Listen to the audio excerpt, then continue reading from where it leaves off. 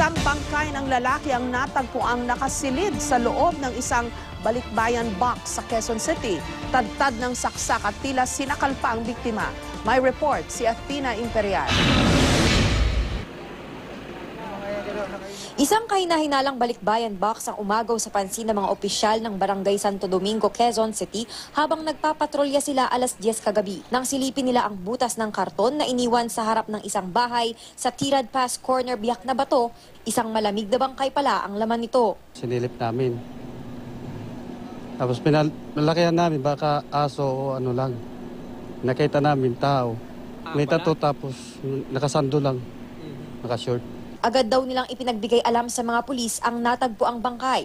Ayon sa mga tanod, hindi na raw bago ang ganitong insidente sa kanilang lugar. Katunayan, ngayong taon, pangalawang beses na raw nilang nakakatagpo ng bangkay na tinapon sa kanilang barangay. Dito wala dito yan.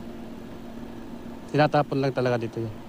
Wala raw tama ng bala ang di pa nakikilalang biktima, pero ayon sa Soko, pinagsasaksak ito sa muka. May marka rin sa liig, kaya maaaring sinakal din ito. Inaalam pa ng mga otoridad kung sino ang biktima maging ang motibo ng pagpatay. Athena Imperial, GMA News.